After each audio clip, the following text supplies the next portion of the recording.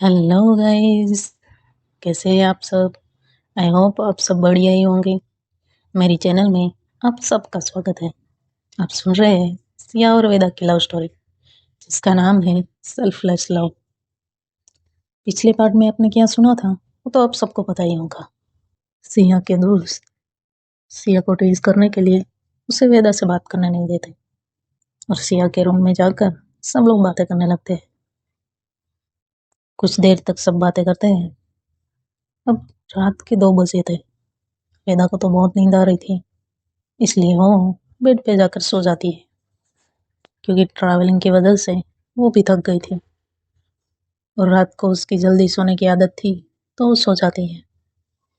अवनी जब देखती है कि वेदा सो गई है तो वो सिया को कहती है, सिया, वेदा सो गई है, तुम उसे अच्छे से सुला दो। सिया उठती है और वेदा को धीरे से कहती है, वेदा, आप ठीक से सो जाओ, ऐसे कौन सोता है। लेकिन वेदा गहरी नींद में थी, तो वो कैसे सुनती। वो तो बेड पे उल्टा ही सो गई थी। सिया दूसरी बार वेदा को ठीक से सोने के लिए कहती, तो वेदा नींद में ही उसे थप्पड़ मारती। यहाँ सिया और उसके दोस्त कभी वेदा के सामने तो कभी सिया के सामने ही देखते हैं। अवनी कहती है, सिया, ये क्या था। तभी सिया कहती है, मुझे क्या पता यार। स्तुति मुस्कुराते हुए कहती है, गहरी नींद में इंसान को जगाना नहीं चाहिए, वरना यही होता है। तभी स्नेहा हंसते हुए कहती है, सिया, देखना कहीं वो चेन्नई एक्सप्रेस की दीपिका की तरह नींद में तुझे किक ना मार दे। ये सुनकर सब लोग हंसने लगते हैं। सिया को भी हंसी आ जाती है।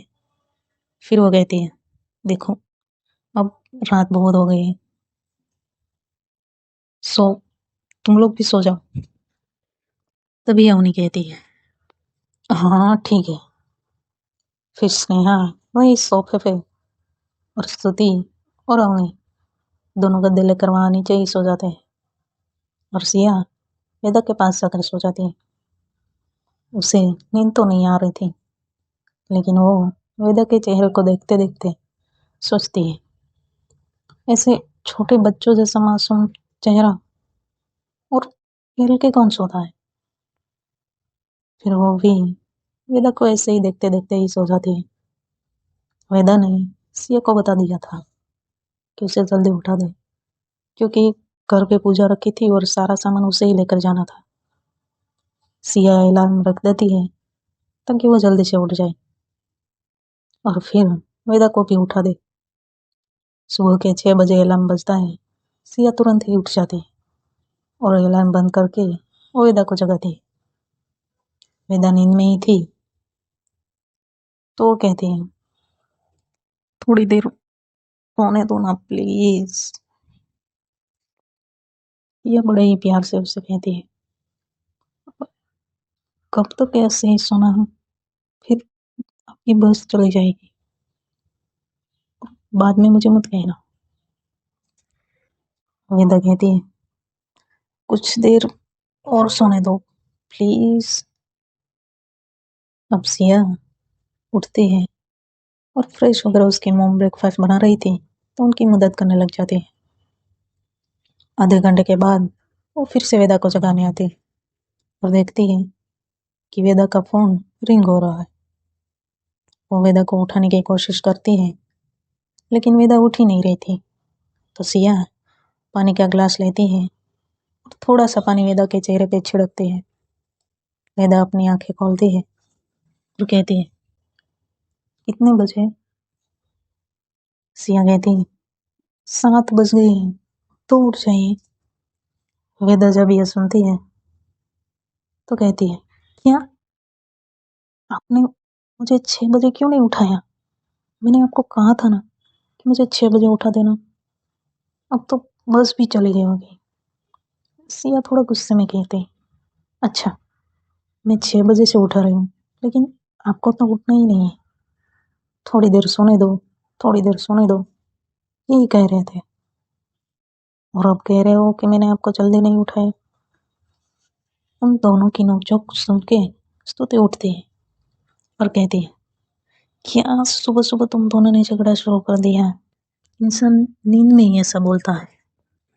वेदा सिया की ओर देखती है और कहती है, सॉरी, लेकिन मुझे पता था कि देर से सोई हो तो नहीं उठ पाऊंगी, इसीलिए तो आपको जगाने को बोला था।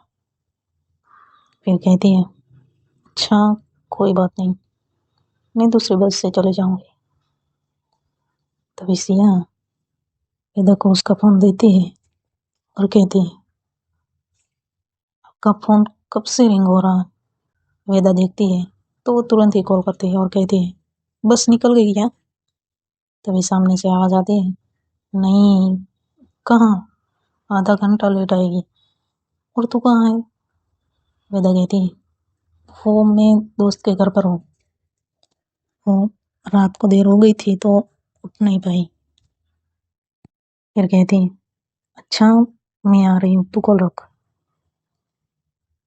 फिर वेदा कॉल रखने के बाद तुरंत ही फ्रेश होने चले जाती है। यहाँ होने की नींद भी खुलती है तो वो कहती है, वेदा ये क्या लगा रखा है तुम दोनों ने? सिया मुस्कुराते हुए वेदा को जाता हुआ देख रही थी। फिर वो स्नेहा और स्तुति को भी उठने को कहती है। वो लोग कहते हैं, अरे यार हमें तो सोने दो, तुम दोनों के चक्कर में हमारी नींद भी पूरी नहीं होगी। तभी सिया कहती है, चुपचाप तीनों उठ जाओ, वरना तीनों के ऊपर सीधा पानी की बाल्टी ही डालोगे। तभी स्तुति कहती है, यार सोने देना, अब रात का बदला हमसे इस वक्त मत ले प्लीज। तभी सिया मुस्कुराते हुए कहती, अब क्या हुआ, तुम तीनों ने मिलकर मुझे वेदा से बात ही नहीं करने दी, अब सो के दिखाओ। इतना कह के वो पानी का गिलास लेकर सबके ऊपर पानी डालती। स्नेहा कहती, सिया यार मुझे तो सोने दे, ये आइडिया उन्हीं और स्तुति का था, मेरा नहीं। तुम उन दोनों को परेशान करो और मुझे सोने दो। लेकिन सिया किसी की भी नहीं सुनती, वो जबरदस्ती सबको जगा देती है। स्तुति और अवनी सिया के पीछे पीछे दौड़ रहे थे। तभी वेदा रेडी होकर बाहर आती है। उसे तो पता ही नहीं था कि ये सब झगड़ा कर रहे हैं और ऐसे दौड़ रहे हैं। वेदा जैसे ही वॉशरूम से बाहर आती है कि सिया उसके साथ टकरा जाती है और दोनों वहीं पर गिर जाते हैं, वेदा नीचे और सिया उसके ऊपर। कुछ पल के लिए दोनों का एक प्यारा सा आई कांटेक्ट होता है। दोनों एक पल के लिए ही सही, लेकिन आसपास क्या हो रहा है सब भूल जाते हैं। दोनों एक दूसरे को ही देख रहे थे, लेकिन सिया के दोस्त मस्ती के मूड में थे तो वो सिया को कहते हैं, सिया ये क्या हो रहा है? तभी वो दोनों अपने होश में आते हैं और सिया धीरे से खड़े होकर वापस से स्तुति और रोनी के पीछे दौड़ने लगती है। वेदा खुद ही खड़ी होती है और इन सबको ऐसे दौड़ता हुआ देखकर वो हंसने लगती है। तभी सिया की मम्मा वहां आती है और गुस्से से कहती है, इतनी सुबह सुबह ये क्या लगा के रखा है तुम सबने? तभी वेदा कहती है, आंटी मैं इसमें शामिल नहीं हूँ, ये सब लड़ रहे हैं। सिया की मॉम सबको जल्दी से फ्रेश होकर ब्रेकफास्ट करने आने को कहती है और फिर वहां से चली जाती है। वो तीनों दौड़ के जब थक जाते हैं तो सब बेड पे बैठ जाते हैं। वेदा रेडी हो गई थी। तभी वेदा का फोन फिर से रिंग होता है। वो कॉल पिक करती है और कहती है, हाँ क्या हुआ? सामने उसकी बुआ की बेटी थी। वो कहती है, बस अब आने वाले हैं, तू कब आ रही है? वेदा कहती है, हाँ बस मैं आ ही रही। इतना कह के वो कॉल कट कर देती है और सिया की ओर देखकर कहती है, हेलो मैडम, आप मुझे स्टेशन पर ड्रॉप कर दीजिए, बस आ गई है। सिया जल्दी से खड़े होती है और किचन में जाकर वेदा के लिए कॉफी लेकर आती है। तभी स्तुति कहती है, चलो यार इस कपल को कुछ टाइम स्पेंड करने दो। तभी सिया गुस्से से कहती है, अच्छा अब तक कहाँ थे तुम लोग? वो जब जा रही है तब तुम में अकल आई है, चुपचाप फ्रेश होकर आओ, तब तक मैं वेदा को ड्रॉप करके आती हूँ। वेदा कॉफी पीने के बाद उन सबको बाय कह के वहां से बाहर आती है। सिया की मोम को भी बाय कह के बाहर आकर कार में बैठ जाती है। सिया कार की कीज लेकर आती है और फिर दोनों स्टेशन की ओर निकल जाते हैं। सिया कहती है, माफ करना, वो मेरे दोस्तों की वजह से आपको तकलीफ हुई। तभी वेदा कहती है, कोई बात नहीं, और वैसे मुझे कोई तकलीफ नहीं हुई, मुझे बहुत ही मजा आया। सिया कहती है, अच्छा, तो आपको मजा आया? वेदा मुस्कुराते हुए कहती है, सिया थोड़ा सा उदास होकर कहती है, लेकिन हम ठीक से बात भी नहीं कर पाए। वेदा कहती है, हाँ वो तो है, लेकिन आपके दोस्तों को बहुत मजा आया। सिया मुस्कुराती है और कहती है, सब ऐसे ही मस्ती करते रहते हैं। वेदा कहती है, दोस्त ऐसे ही होने चाहिए, वरना लाइफ बोर हो जाती है। सिया मुस्कुराती है और कहती है, आपको सच में कोई प्रॉब्लम नहीं हुई ना? वेदा कहती है, नहीं। फिर दोनों स्टेशन पहुंच जाते हैं। तभी वेदा का फोन रिंग होता है। वेदा तुरंत ही कॉल पिक करके कहती है, क्या हुआ? तो सामने से उसकी बुआ की बेटी नियति कहती है, तू कहाँ पर है, जल्दी आ जा, बस अब निकलने ही वाली है। वेदा कहती है, 2 मिनट में आई। फिर वेदा सिया की ओर देखकर पहले तो उसे सॉरी कहती है, फिर सिया के चिक्स पे किस करके तुरंत ही जाकर बस में बैठ जाती है। सिया मुस्कुराते हुए वेदा को जाता हुआ देख रही थी। वो जब देखती है कि वेदा बस में चढ़ गई है तो उससे कॉल करती है। वेदा कॉल पिक करती है और कहती है, हाँ जी मैडम, कहिए। सिया कहती, सीट मिल गई ना? वेदा मुस्कुराते हुए कहती, हाँ मिल गई, नियति ने रिजर्व करके ही रखी थी। सिया कहती, आप कुछ भूल रहे हैं? वेदा कहती, नहीं तो, मैं कुछ भी नहीं भूल रही, मेरा बैग मेरे पास है, मोबाइल भी है, उसके सिवा तो मैं कुछ और लेकर ही नहीं आई थी, तो क्या भूल जाऊंगी? तो फिर धीरे से कहती है, आपको किस भी दे दी, अब और कुछ तो मैं नहीं भूली। तभी सिया मुस्कुराती है और कहती है, अच्छा, तो फिर ठीक है, आराम से जाना और घर पहुंचने के बाद मुझे कॉल कर देना। वेदा कहती है, हाँ ठीक है। और फिर सिया अपने घर की ओर निकल जाती है और वेदा नियति के साथ अपने घर की ओर निकल जाते हैं। सिया जब घर पहुंचती है तो देखती है सब लोग ब्रेकफास्ट कर रहे हैं। सिया की मॉम सिया को ब्रेकफास्ट करने बुलाती है तो वो भी ब्रेकफास्ट करने लगती है। ब्रेकफास्ट करने के बाद सिया अपने रूम में जाती है और देखती है कि वहाँ एक छोटा सा गिफ्ट रखा हुआ था। वो देखती है तो उस पर किसी का नाम नहीं था, तो वो सोचती है, ये यहाँ किसने रखा होगा? फिर वो गिफ्ट खोलती है तो उसमें से एक छोटा सा प्यारा सा टेडी था और उसमें हार्ट शेप बना हुआ एक कागज भी था।